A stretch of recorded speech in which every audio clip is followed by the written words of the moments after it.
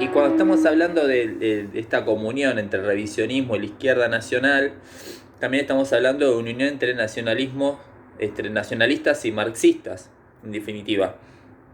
Por eso yo traigo a colación estas columnas de nacionalismo marxista, que es una gran curiosidad, si bien no sentó una gran, si se quiere, influencia, sí sirve como una referencia y como un contraste de lo que va a pasar años después.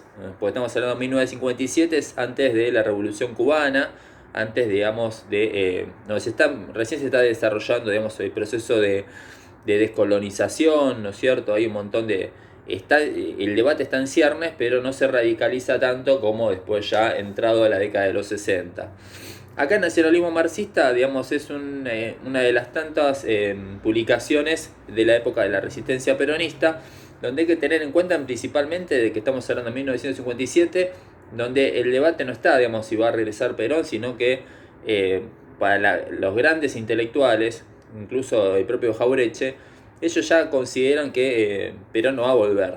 Entonces, la discusión es la misma que se está dando tanto del sector liberal como del sector trotskista, como del sector comunista, es qué hacer, digamos, con esa masa disponible, qué hacer, digamos, con el pueblo desamparado luego de la partida de Perón, ¿no? Y Columna de Nacionalismo Marxista cuenta con la participación de intelectuales provenientes del comunismo, del marxismo, del trotskismo, como así también del nacionalismo, como el caso de Fermín Chávez, como el caso de Juan Pablo Oliver. eh, ¿Y cuál es la idea en general? Digamos, precisamente es poder construir una comunión de un nuevo pensamiento que sea tanto nacionalista como marxista, porque en realidad no hay una contradicción en ese pensamiento, sino que la unión es necesaria. Entonces es interesante el primer artículo del primer número de Nacionalismo Marxista, dirigido por un ex PC y después netamente peronista, Eduardo Astesano, una publicación del propio Fermín Chávez, digamos, que de alguna forma va a reflejar esta búsqueda de comunión de ideas, ¿no? El título se llama Nacionalismo Marxismo.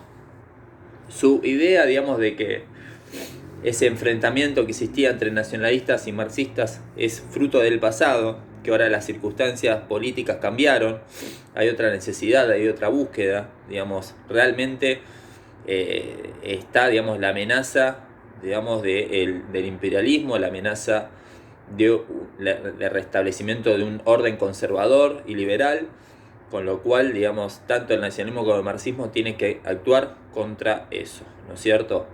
Después, obviamente, de esa experiencia peronista tan fructífera para gran parte de la población, ¿no es cierto? Entonces, ¿cómo defender o cómo resistir?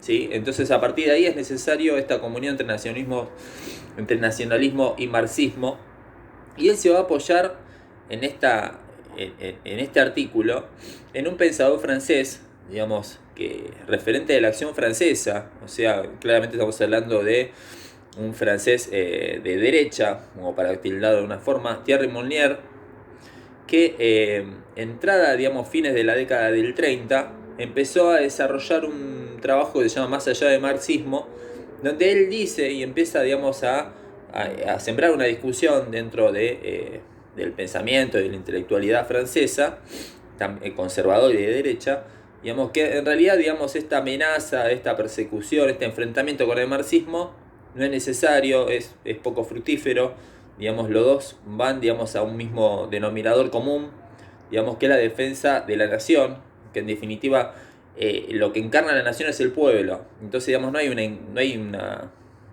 una contradicción en el pensamiento. Entonces, lo que dice Fermín es que, de alguna forma, el marxismo, digamos, se tiene que acercar a la nación, digamos, porque como hecho histórico, o sea, tiene que desanudarse, digamos, de esa teoría positiva o positivista, digamos, que desatiende la necesidad de las tradiciones, el sentir, el ser nacional, la conciencia, digamos, un montón de cuestiones que no están dentro de los parámetros de análisis marxista. Bueno, no se tiene que concertar más, digamos, realmente tiene que pensar la realidad política en términos de nación, ¿sí? Porque no es solamente proletariado, digamos, ¿entendés? En ese sentido no va por ahí la mano. Y en el caso del nacionalismo, dice, el nacionalismo tiene que dejar de ser burgués y empezar a atender más las necesidades de las masas, del pueblo.